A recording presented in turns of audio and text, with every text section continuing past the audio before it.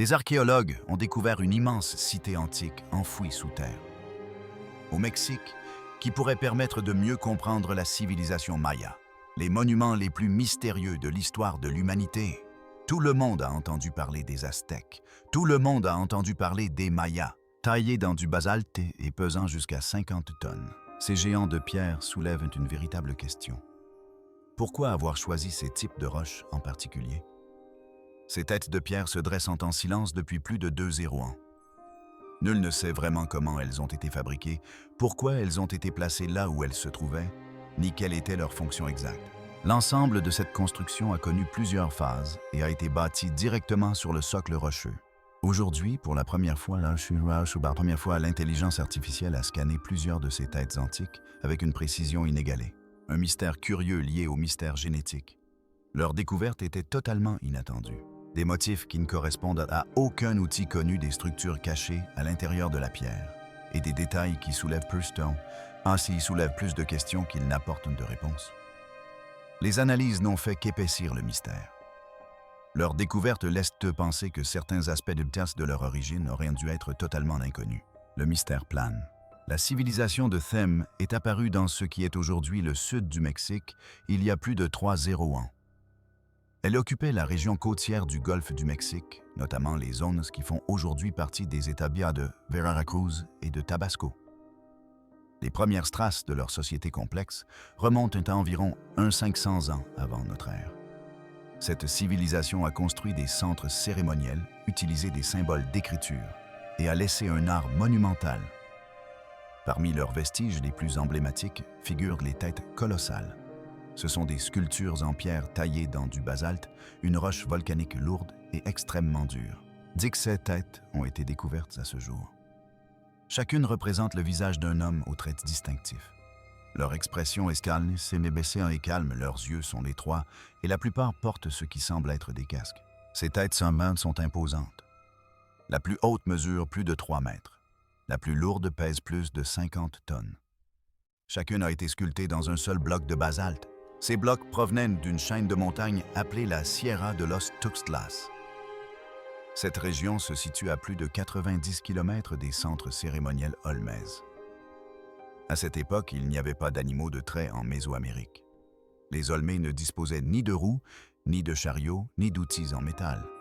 Malgré cela, ils ont déplacé ces pierres, puis les ont sculptées uniquement à l'aide d'outils de pierre. L'archéologie moderne ne peut expliquer pleinement comment cela a été réalisé. Plusieurs théories ont été avancées. L'une suggère qu'ils transportaient des pierres sur des radeaux le long des rivières. Une autre propose que des centaines de personnes traînaient les blocs à l'aide de cordes et de rondins, mais aucune preuve matérielle de ces systèmes n'a été trouvée. La sculpture reste un mystère. Le basalte est l'un des matériaux naturels les plus durs. Sculpter ces têtes sans métal aurait nécessité des milliers d'heures de travail. Pourtant, elles ne sont pas grossières. Les traits du visage sont nets. La symétrie des yeux, des oreilles et de la bouche est constante. Ces traits suggèrent des identités individuelles.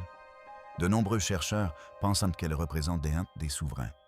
D'autres supposent qu'elles ont pu servir de gardiens ou d'icônes religieuses. Il n'existe pas de réponse définitive. Ces têtes ne sont pas les seules réalisations d'envergure des Olmez. Ils ont également construit d'immenses plateformes de terre, des trônes sculptés dans la pierre et des autels ornés de scènes mythologiques.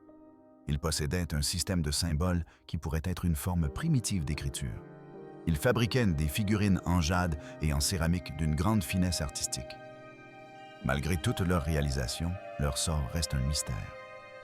Cette civilisation a décliné environ 400 ans avant notre ère. Des peuples ultérieurs, comme les Mayas et les Aztèques, ont développé des idées similaires, mais les Olmez ont disparu. La plupart de nos connaissances sur eux proviennent de leurs vestiges et de ce qui est enfoui sous terre. Ce sont les témoins d'une civilisation entière. Une civilisation qui figure aujourd'hui parmi les plus anciennes connues au monde. Les Aztèques restent un des témoignages le plus célèbre et le plus énigmatique de leur savoir-faire. L'échelle, le niveau de détail et les efforts déployés pour leur fabrication ne correspondent pas à ce que l'on attend d'une société prémétallique et pré-roue. Quelques têtes présentant des signes de réutilisation, Des marques de sculpture suggèrent même suggérant que certaines pourraient sans avoir été initialement d'autres structures comme des trônes ou des autels avant d'être transformées en têtes. Ceci indique une phase encore plus ancienne de la construction de monuments qui reste à identifier. Une tête découverte sur le site de l'Akobata semble inachevée. Son visage est rugueux, la sculpture incomplète. Ce qu'ils ont mis au jour était unique en son genre, une tête de pierre colossale enfouie profondément dans le sol. Cela a soulevé plus de questions que de réponses. Pourquoi les travaux ont-ils été interrompus? Jusqu'à récemment, les archéologues s'appuyaient sur des études de surface des fouilles sommaires et l'inspection visuelle pour analyser les têtes.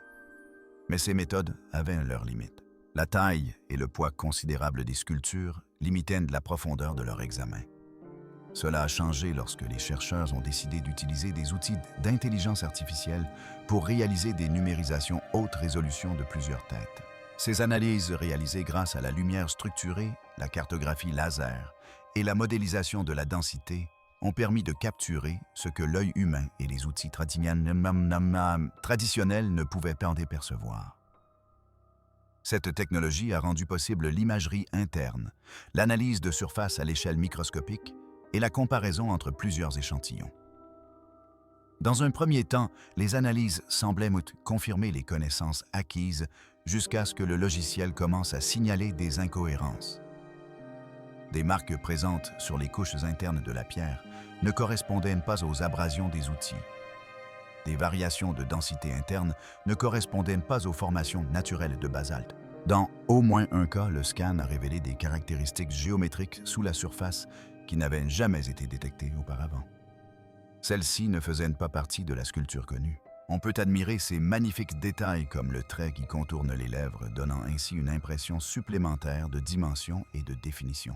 Elles étaient trop symétriques et trop profondes. Elles étaient invisibles sans le scan. Les résultats étaient inattendus et ont soulevé des questions auxquelles le modèle archéologique actuel ne pouvait répondre. La signification de ces découvertes reste encore floue. Les anomalies font l'objet d'un examen. Mais ce qui est déjà clair, c'est que ces têtes ne sont pas de simples monuments, ce que l'IA était censée trouver. La décision de scanner les têtes de Mesha est née de la nécessité de les documenter avec une plus grande précision. Dans l'État de Vira, au Mexique, nous sommes sur la piste des Mesha. Derrière moi, vous pouvez voir l'une de ces grandes têtes de Mesha. Ces sculptures sont vulnérables à l'érosion, au vandalisme et à la dégradation progressive due aux intempéries. Les méthodes traditionnelles telles que la photographie et le moulage en plâtre ne permettaient pas de saisir pleinement leur géométrie ni l'état de leur surface. Les chercheurs ont donc eu recours à une combinaison de numérisation par lumière structurée de cartographie laser de surface et de modélisation par intelligence artificielle. L'objectif était simple, créer un enregistrement numérique aussi précis que possible de plusieurs têtes.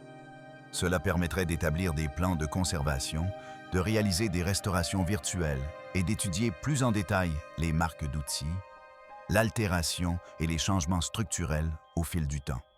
Le plan initial ne prévoyait en aucun cas la recherche d'anomalies. Les outils d'IA étaient là pour améliorer la précision, non pour réécrire l'histoire. Les équipes ont utilisé des scanners portables à lumière structurée, capables de cartographier les surfaces. Des caractéristiques à une résolution submillimétrique. Une fois les données collectées, elles ont été traitées par un pipeline d'IA entraîné. L'algorithme avait été programmé pour distinguer les marques de gravure connues, les dommages naturels, les phénomènes d'érosion et les effets environnementaux. L'objectif était de signaler automatiquement les zones où la surface s'écartait de la normale. Lorsque le système d'IA a effectué une analyse plus approfondie, il a commencé à générer des alertes. Un modèle a révélé un motif de lignes répétitives sur le côté d'une tête. Il s'agissait de fines stries parallèles visibles uniquement dans le maillage tridimensionnel. Elles couraient le long de la mâchoire sous un élément décoratif.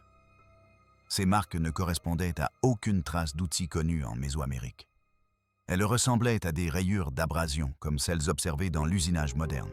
Bien que cette comparaison demeure incertaine, aucun outil mécanique, d'après les preuves archéologiques, n'aurait pu permettre une telle précision. Les marques étaient trop superficielles, trop régulières et trop protégées de l'usure naturelle pour être accidentelles.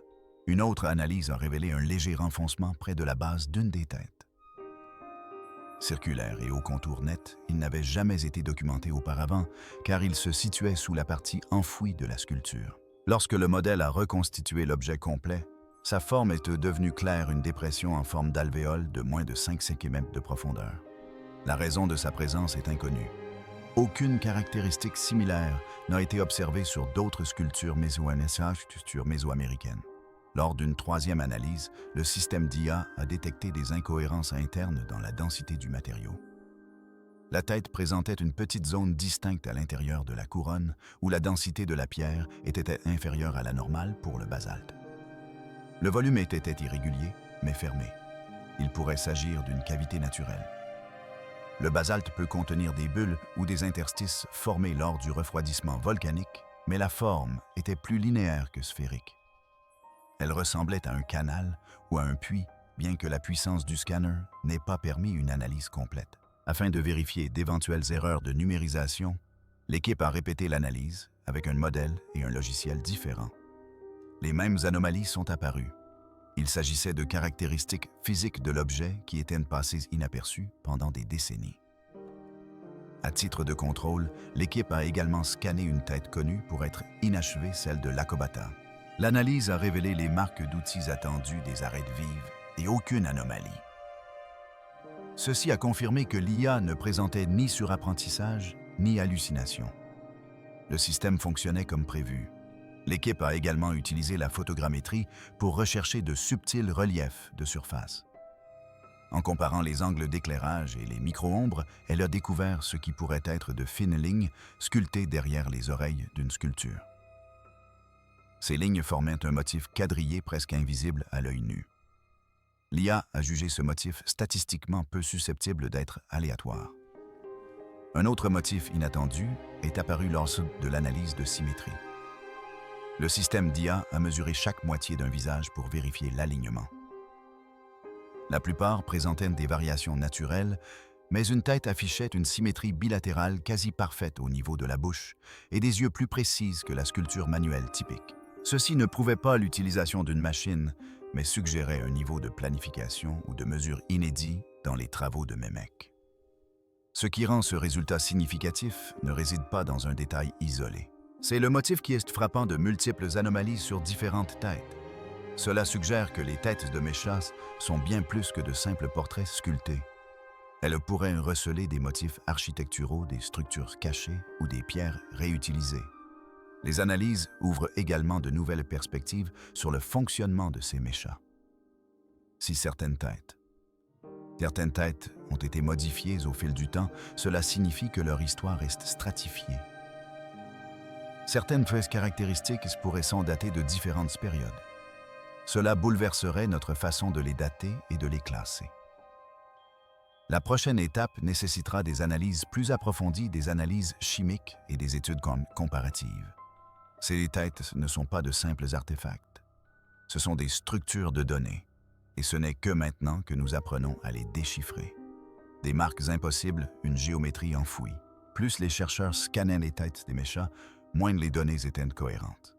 San Lorenzo possédait également un immense plateau artificiel. Sur cette image, on peut voir cette ligne parfaitement droite. Il ne s'agissait plus seulement d'aspects extérieurs. Quelque chose de plus profond commençait à se manifester, des éléments qui ne pouvaient s'expliquer ni par la sculpture classique, ni par l'altération typique, ni par les méthodes de construction connues de l'époque. L'un des exemples les plus clairs provient d'une tête découverte sur le site de San Lorenzo. Lorsque le système d'IA a amélioré l'imagerie interne du scan grâce à des algorithmes de réflexion de la lumière ajustés, il a détecté un motif anormal. Le long de la courbe interne du cou, une série d'indentations symétriques s'étendait verticalement. Chacune était régulièrement espacée et présentait la même forme d'arc. Le modèle d'IA n'a pu faire correspondre ce motif à aucune séquence de fracture naturelle ni à aucun processus d'érosion. L'hypothèse formulée était simple. Ces indentations pourraient représenter soit un système de renforcement interne, soit une structure prédécoupée ayant guidé la sculpture. Or, aucune technique mésoaméricaine connue ne correspond à ce type de modelage interne, surtout pas dans le basalte. Ce type de pierre trop dure ne se prête pas au travail de conception interne. Il se fissure sous la contrainte. Créer des motifs à l'intérieur de la roche sans altérer la surface externe exigerait une compréhension de la distribution des contraintes bien supérieure à celle de tous les outils connus de cette époque. Une autre anomalie provenait de la composition du matériau. Un scan distinct, réalisé à l'aide d'un appareil portable de fluorescence X, a révélé des irrégularités dans la composition minérale de la couche externe d'une tête. Plus précisément, des traces d'hématite et de magnétite ont été trouvées dans une bande polie qui s'étendait sur le front. Ces minéraux ne sont pas rares dans les pigments mésoaméricains, mais ici ils n'ont pas été appliqués en surface. Leur signature élémentaire était incrustée dans la couche supérieure du basalte, ce qui suggère qu'ils ont été introduits lors de la sculpture et non appliqués ultérieurement. La répartition de ces minéraux formait une bande légèrement en relief. Elle ne semblait pas décorative. Elle ne suivait ni les contours de la coiffe, ni aucun ornement visible. Elle allait traverser des reliefs. Grâce à des analyses améliorées par l'IA, la surface présentait moins de microfractures que les zones adjacentes. Le système a signalé cette section comme anormale. L'importance de ce détail réside dans son emplacement et sa constance. Aucune autre tête ne présentait une telle caractéristique. Seule celle-ci, et uniquement dans cette bande, en était dépourvue. L'hypothèse d'une variation naturelle de la pierre a été écartée après que des échantillons témoins provenant de la même carrière n'ont révélé aucun motif similaire. Dans un troisième cas, une analyse de l'arrière d'une tête a révélé ce qui semblait être une légère spirale en creux. La profondeur de la rainure était inférieure à un demi-millimètre, mais elle s'étendait sans interruption sur près d'1 mètre de long. La spirale comportait 5 tours complets, s'étendant vers l'extérieur à partir d'un point central près du sommet de la tête. Aucune œuvre d'art olmèque étudiée jusqu'à présent ne présente un tel motif. Les spirales sont présentes dans d'autres formes d'art mésoaméricains, symbolisant souvent l'eau, le vent ou le temps, mais leur apparition sur une tête et sur une partie non visible est sans précédent. Certains chercheurs pensent qu'au moins une des têtes a été sculptée en plusieurs étapes à l'aide de différents types d'outils. Cette observation corrobore la théorie selon laquelle les têtes auraient pu être réutilisées. Certaines auraient pu être à l'origine des trônes ou des monuments, puis être retravaillées pour devenir des têtes. Cela expliquerait certaines incohérences dans la géométrie et la finition des outils, mais pas la présence des marques internes ni des spirales cachées. Si elle provenait de formes antérieures, elle devrait présenter des signes d'effacement partiel. Or, elle semble intentionnelle et préservée. Le basalte utilisé pour cette sculpture présentait des structures granulaires inhabituelles. Comparé à des échantillons témoins provenant de la zone d'extraction connue, le résultat était incomplet. La plupart des têtes en basalte d'Inmec proviennent de la chaîne de montagnes Tuxtlas. Cet échantillon présentait des niveaux de feldspath plus élevés et des propriétés magnétiques légèrement différentes. Cela suggère soit une source située dans une autre partie de la chaîne non cartographiée auparavant, soit une provenance plus éloignée. Le point commun de toutes ces anomalies est leur invisibilité à l'œil nu. Aucun archéologue étudiant ces têtes à vue n'aurait pu les repérer. Ce n'est que grâce à la reconstruction de leur forme par des systèmes de numérisation basés sur l'IA avec une précision submillimétrique que ces caractéristiques sont apparues. Les numérisations révèlent une structure et une complexité des têtes qui n'avaient pas été documentées auparavant. Cela suggère que ces thèmes utilisaient des techniques plus avancées qu'on ne le pensait ou que les têtes ont une histoire plus complexe qu'on ne le supposait. Peut-être les deux. L'analyse par IA n'a pas révélé un artefact surnaturel, mais une sculpture probablement conçue pour un autre usage que l'exposition publique. Plus nous effectuons d'analyses, plus ces motifs enfouis apparaissent comme plus que de simples monuments. La fonction originelle des têtes MC a toujours été incertaine. La plupart des experts pensent qu'elles étaient sculptées pour représenter des souverains ou des élites, peut-être pour marquer un territoire ou commémorer un pouvoir politique. Cette hypothèse repose sur les traits uniques du visage, les coiffes élaborées et leur emplacement dans des zones centrales de sites connus. Mais les nouvelles analyses par IA, ainsi que les anomalies qu'elles ont révélées, suggèrent un rôle plus complexe. Ces têtes pourraient avoir eu une seconde fonction qui dépasse le simple symbolisme public. À Alventa, 4 têtes ont été découvertes enfouies dans une grande plateforme cérémonielle. Ce traitement ne correspond pas à l'idée d'exposition publique. Il suggère plutôt une forme d'enfouissement, un scellement ou une dissimulation d'un objet autrefois actif ou sacré. Le choix de les enterrer était peut-être intentionnel et non accidentel. Ils n'ont pas été jetés, mais mis de côté. Certaines têtes portent des traces de défiguration. Les traits du visage étaient aplaties ou ébréchées. Ces modifications étaient délibérées. Selon une théorie, ces têtes auraient été endommagées lors de changements politiques. Lorsqu'un souverain perdait le pouvoir, son image était défigurée. Mais il est également possible que ces têtes fassent partie d'un cycle. Elles étaient créées, exposées, enterrées et peut-être même réutilisées. Si cela s'avère exact, il ne s'agissait pas de simples statues, mais d'outils rituels liés à des événements répétés de génération en génération. L'analyse par intelligence artificielle a également révélé des motifs de symétrie suggérant une planification mathématique. Sur une tête, l'alignement des yeux, du nez et de la bouche était parfait à l'échelle submillimétrique. Un tel niveau de précision est rare en sculpture à main levée. Cela implique l'existence d'un système de disposition. Certains chercheurs pensent que cela pourrait indiquer des méthodes de sculpture modulaire ou l'utilisation de gabarits pour guider les sculpteurs. Cela signifie que les têtes n'étaient pas que de l'art. Elles furent mesurées, calculées et exécutées avec un soin architectural. Ce schéma se reflète également dans l'orientation des têtes. Au moins 5 d'entre elles sont orientées selon les points cardinaux nord, sud, est ou ouest. Cette pratique est courante dans l'aménagement sacré mésoaméricain. Temples, terrains de jeux de balles et places étaient souvent alignés sur des repères solaires ou astronomiques. Si ces têtes faisaient partie d'un plan spatial plus vaste, elles pouvaient avoir une fonction cosmologique non seulement pour indiquer qui régnait, mais aussi pour relier l'ordre terrestre et céleste.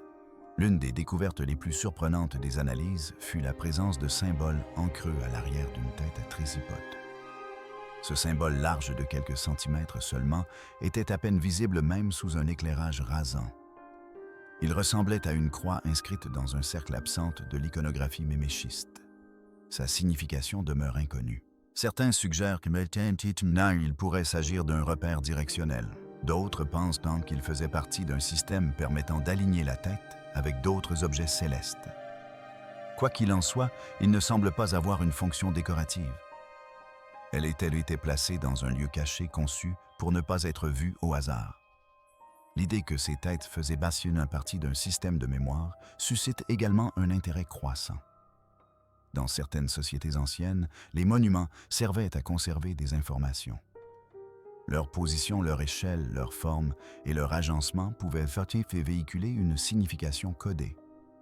Si les têtes étaient disposées sur des lieux de cérémonie selon une géométrie précise, elles auraient pu constituer une sorte d'archive spatiale. Cela les intégrerait à un système de connaissances vivant et non à des monuments commémoratifs statiques.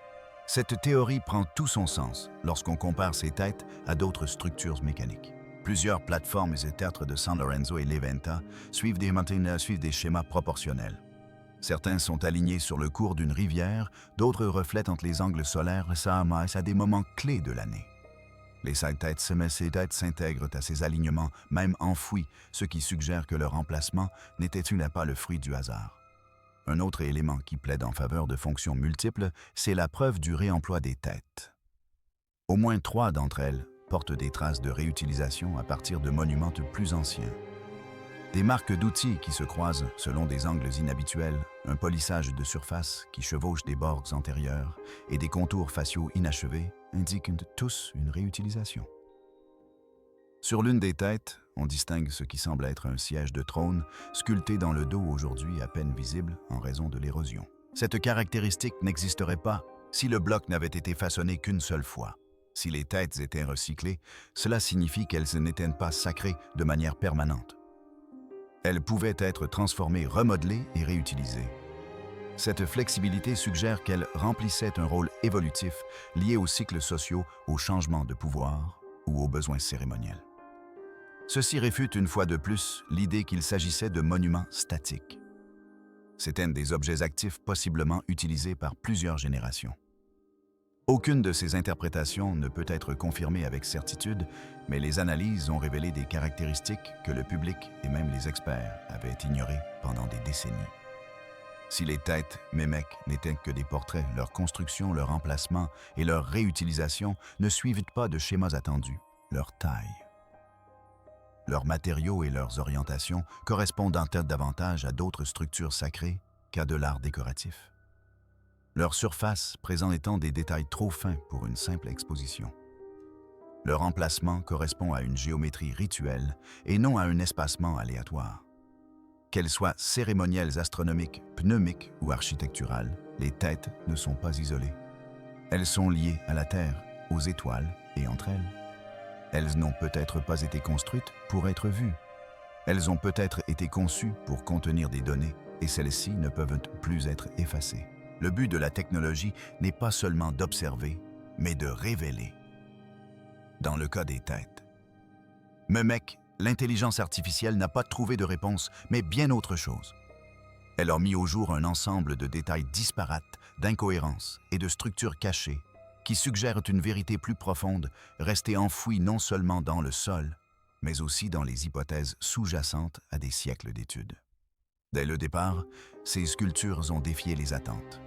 Leur poids, leur taille et le savoir-faire déployé pour les créer, les plaçant bien au-delà de ce que l'on imagine généralement d'une culture sans outils métalliques, sans roues et sans écrit. Pourtant, l'archéologie a perçu ce mystère comme un signe d'ingéniosité créative. Ces têtes étaient considérées comme des exemples audacieux d'art primitif, certes puissants, mais d'une signification simpliste. Les nouvelles analyses ont changé la donne. Les données révèlent non pas une anomalie isolée, mais une série. Sur presque chaque tête scannée, un détail ne correspondait pas au profil attendu, une fine rainure enfouie dans la pierre, un vide à l'intérieur de la structure ou encore une ligne de concentration minérale anormale. Chaque anomalie prise individuellement ne suffit pas à réécrire l'histoire, mais ensemble, elles s'informent un message. Ce message est simple, le modèle actuel est incomplet.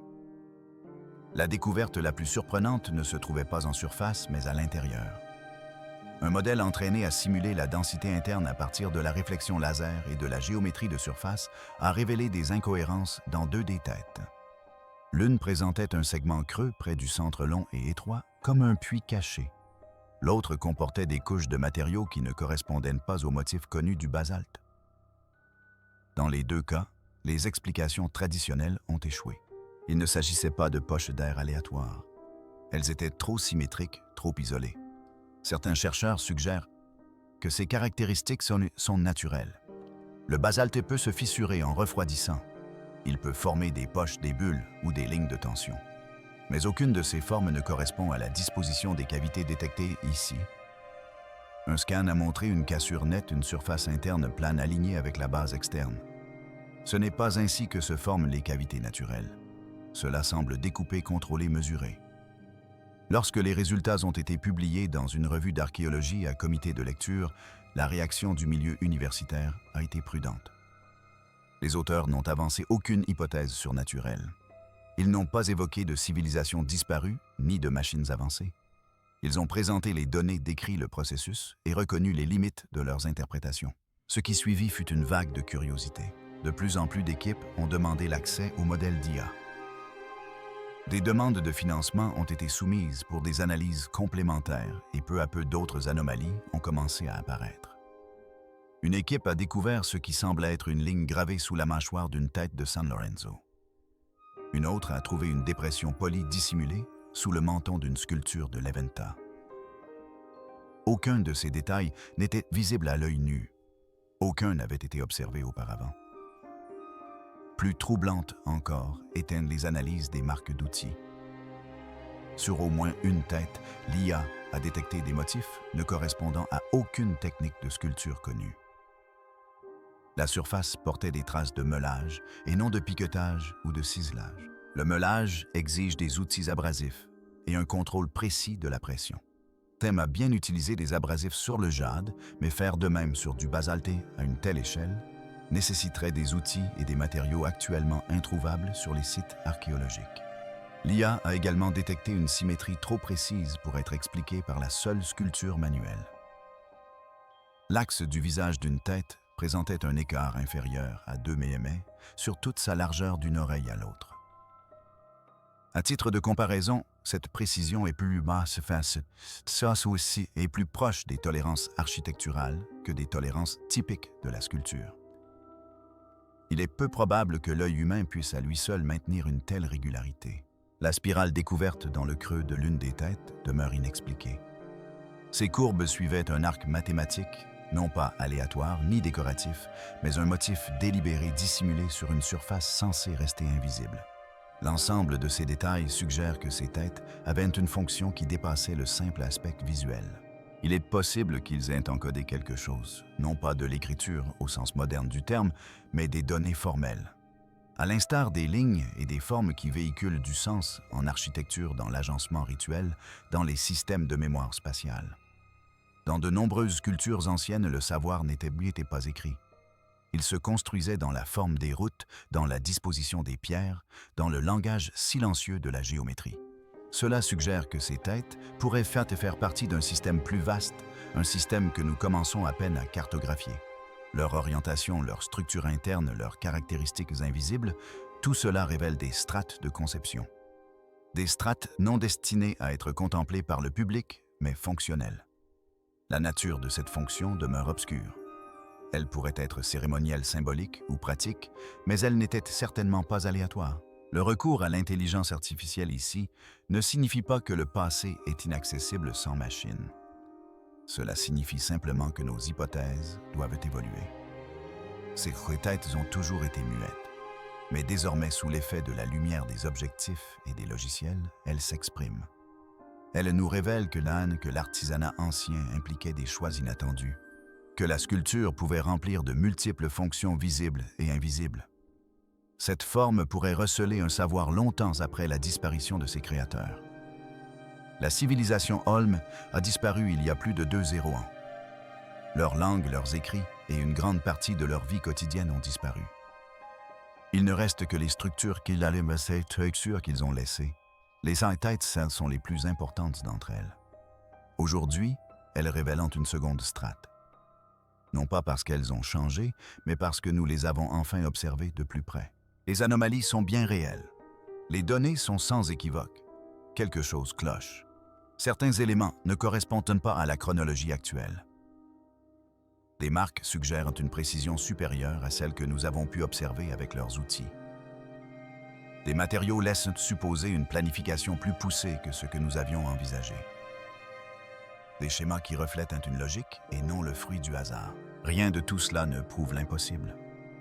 Mais cela montre que ce que nous pensions comprendre est peut-être bien plus complexe. L'histoire n'est pas terminée. Elle ne fait que commencer. Ces scans sont désormais publics. Les modèles sont en cours d'amélioration. La prochaine étape consiste à réexaminer non seulement les têtes, mais aussi le terrain qui les entoure, les plateformes, les places enfouies, les fondations oubliées.